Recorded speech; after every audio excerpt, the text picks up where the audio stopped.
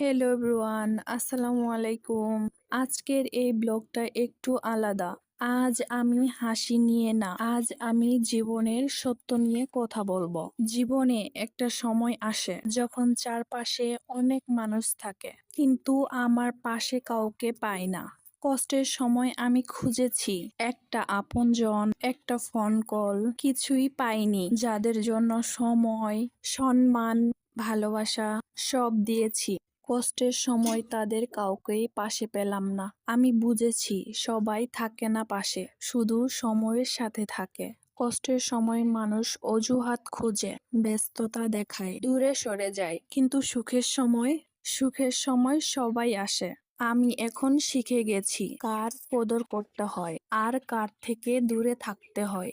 কারণ যারা কষ্টের সময় পাশে থাকে না, সুখের সময় তাদের কাছে থাকার কোনো দরকার নেই। আমি চাই না সুখের মুহূর্তে এমন কাউকে আমার দরজার কাছে দেখতে, যারা দুঃখের দিনে দরজায় কড়া নাড়েনি।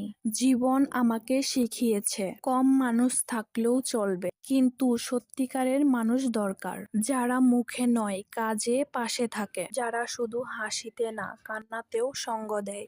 আজ আমি একা হতে শিখেছি, কারণ একা থাকা ভুল মানুষের ভিড়ে থাকার চেয়ে অনেক ভালো। আর আমার এমন কিছু অনুভূতি ভোলার মতো নয়। আমি দুর্বল না, আমি বাস্তব। আর যারা কষ্টে পাশে থাকে না, সুখের সময় তাদের দরকার নেই। আমি এখন নিজের জন্য বাঁচি, নিজের শান্তির জন্য বাঁচি। আপনার সফলতার গল্প শোনার জন্য সবাই বসে আছে, আপনার ব্যর্থতার গল্প শোনার জন্য কেউ বসে নেই। আপনার সফলতার গল্প বইয়ে তুলে ধরেছেন, টাকা দিয়ে কিনবে ওই বই মানুষ। আপনি অনুষ্ঠানে আপনার সফলতার গল্প বলবেন, দৌড়ে দৌড়ে আসবে, টাকা খরচ করে আসবে আপনার সফলতার গল্প শোনার জন্য। এবার বিপরীত যদি হয়, একটা ব্যর্থতার গল্প শোনানোর জন্য 1 সেকেন্ডও কারো কাছ থেকে সময় পাবেন না। আপনি টাকা দিয়ে আনবেন, তাও আসবে না। কারণ সফলতার গল্প শুনতে সবাই পছন্দ করে, ব্যর্থতার গল্প শুনতে কেউ পছন্দ করে না। আপাতত কারোর সাথে মিশতে চায় না। যেই সব জায়গা থেকে কষ্ট পেয়েছি, সেই সব জায়গায় আর ফিরতে চায় না। কারো ভুল ভাঙতেও চায় না। যার যা ইচ্ছা ভাবুক। পরিবারের মানুষ যদি বুঝতে পারে আপনি স্যাক্রিফাইস করতে জানেন বা স্যাক্রিফাইস করেন, তাহলে তারা আপনার থেকে সব সময় সেটাই আশা করবে। সর্বশেষ স্যাক্রিফাইসটাও আপনিই করবেন।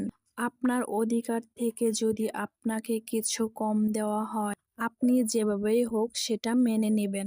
এটা যদি তারা বুঝতে পারে, আপনার খারাপ পরিস্থিতিতেও তারা আপনাকেই ঠকাবে। তাই সব জায়গায় ছেড়ে দেওয়ার মন মানসিকতা রাখবেন না।